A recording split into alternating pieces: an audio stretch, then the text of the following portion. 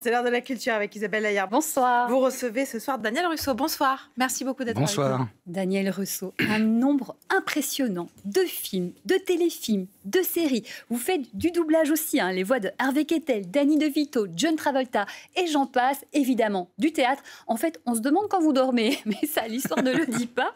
Et donc, vous arrivez aujourd'hui pour nous parler de cette très jolie pièce qui s'appelle Albert et Charlie.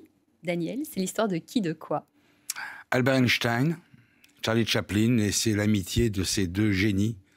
Voilà, et cette rencontre magnifique de deux personnages hors du commun. Ce qui est étonnant, c'est qu'on a l'impression qu'ils sont très différents, et en fait, ils ont des tas de points communs. Oui, absolument. Et puis, surtout, dans cette pièce, on apprend beaucoup de choses. Oui. Vraiment. Moi, je sors du théâtre, les gens me disent, mais on ne savait pas que... Mais alors, c'est vrai que... J'ai dit, oui, c'est vrai. Duteilly a fait un beau travail. Oui, complètement. Bien sûr, bien sûr. Sur leur point commun, on peut peut-être s'arrêter 2 petites secondes. Donc, ces deux idéalistes, ils ont tous les deux un amour incroyable pour la musique, ils jouent du violon tous les deux. L'amour des femmes aussi. Alors, on le savait pour Chaplin, un petit peu moins pour Einstein. C'est un petit coquin, en fait. C'était un petit coquin, il cachait bien son jeu quand même. Avec son petit voilier. Ils sont des immigrés aux États-Unis, tous les deux. Ils ont Absolument. la Suisse aussi, puisque Einstein, il a commencé sa vie en Suisse, Chaplin, il l'a terminée. Enfin, c'est plein de choses qui les relient, c'est assez étonnant.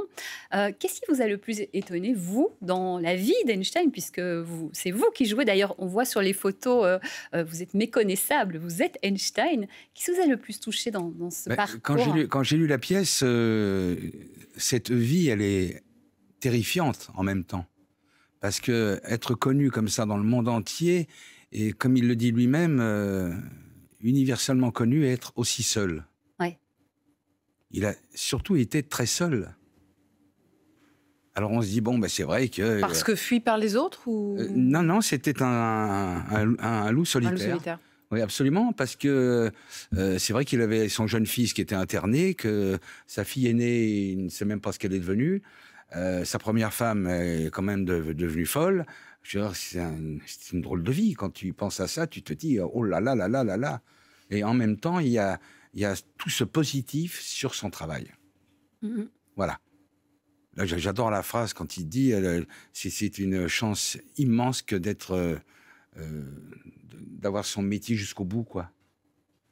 Voilà. Il savoure son métier. Parce qu'il ne lui restait que ça. Et il n'y a surtout eu que ça dans sa vie. C'était très important, bien sûr. Mais Chaplin, si on regarde Chaplin, quand Einstein lui dit « Mais qu'est-ce que vous étiez venu chercher avant qu'il s'en aille ?» Il dit « Je voulais être le roi du monde. Il voulait être le roi du monde. Ouais, et ça les relie. Je vous propose peut-être, pour qu'on se mette dans l'ambiance de la pièce, de regarder un extrait de la bande-annonce. Quand Charlot monte sur cette locomotive... Ah non, Albert, c'est pas Charlot, c'est Buster Keaton. Ah oui, mais... quand il s'accroche à cette grande horloge... Ça, c'est Aaron Lloyd. Et je suis pas non plus le maigre tout pâle qu'on voit toujours avec le gros. Ça, c'est Laurel et Hardy. Dans une dictature, les gens sont gouvernés par la force et le mensonge. Dans une démocratie, uniquement par le mensonge. Enfant, je voulais savoir à quoi ressemblerait la lumière si on voyageait assis sur un rayon de soleil. Apprendre par cœur, obéir, obéir, jamais, jamais, jamais. Vous énervez pas, Albert. Oui. Ah, c'était un coléreux, hein. Oui. Alors justement, la gouvernante, qui est magnifiquement jouée par Elisa Benizio, pendant toute la pièce, ne veut pas qu'on énerve le professeur. Voilà, il ne faut pas l'énerver. Mais quand Chaplin arrive, c'est toujours des hurlements. Voilà, surtout que quand il arrive au départ, il va faire le dictateur. Le film. Et de dire à Albert Einstein, qu'est-ce que vous pensez d'une comédie sur Hitler? Il ne peut pas comprendre. Là, il ne peut pas comprendre. Hitler et comédie, c'est antinomique, c'est ça. Non, mais c'est assez incroyable, quoi. Et c'est vrai qu'après, c'est Chaplin qui revient et qui ne comprend pas, lui, alors, la bombe. Exactement. On parle justement dans la pièce, Einstein, il est pacifiste. On comprend, et on le sait dans l'histoire, qu'en fait, c'est lui qui a soufflé l'idée à Roosevelt. Ça a fait de 100 000 à 220 000 morts, Hiroshima, Nagasaki. C'est le plus grand regret de sa vie, en fait, à Einstein. C'est l'erreur de sa vie, bien sûr, mais il pensait vraiment que les Allemands pouvaient obtenir cette arme. Et Hitler avec la bombe atomique... On n'ose pas imaginer. Exactement. Oui. Et lui, c'était ça. C'était contrebalancé. C'est pour ça qu'il est allé vers les Américains. Et comme il le dit même dans la pièce, j'aurais jamais cru les Américains capables de l'utiliser les premiers. Ah, oui. C'est terrifiant. Autre moment... La folie des hommes est sans limite. Elle est sans limite. On le voit tous les jours. Anecdote plus légère, mais vraiment très amusante, c'est quand vers la fin de sa vie, Einstein devient enseignant à l'université de Princeton. Et à ce moment-là, on lui dit quel salaire souhaitez-vous? Qu'est-ce qu'il répond? Oui, il donne un prix, mais heureusement que l'université a multiplié par 6 parce qu'il n'a aucun sens de l'argent. C'est énorme. On ne nous pose pas la question. On nous a pas Non, posé la question. non. Ah bon? Ça aurait pu être, Non, ça aurait pu être pourtant, on a sympa. un petit sens. Et là, rien que le multiplié fait par de 6. voir qu'il n'a même pas vu les films de Chaplin. Il confond tout, il est que dans ses chiffres. Oui. C'est incroyable, quoi. Il vit dans son monde. Oui, mais si on regarde bien, même quand on regarde la pièce, c'est deux gamins.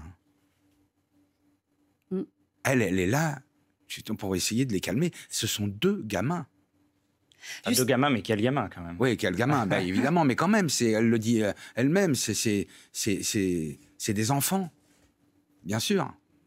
Justement, pour finir, on vous a vu, vous êtes méconnaissable. Comment on fait pour se préparer pour jouer Einstein, quoi? Ah, le travail est bien fait. Hein. Merci Isabelle, parce qu'il y a beaucoup de travail, bien sûr. Et puis Jean-Pierre Laury aussi, dans Chaplin, c'est aussi à ce beau changement, quoi, bien sûr. Oui, il est excellent. Vous avez une très très belle complicité tous les deux. Oui, tous les trois, parce que vraiment, je suis très heureux dans ce spectacle. Et puis, je veux parler de mes camarades parce qu'ils sont magnifiques. Oui, eh ben, écoutez, on passe. Et Christophe Lidon, qui a fait la mise en scène, a fait un travail extraordinaire.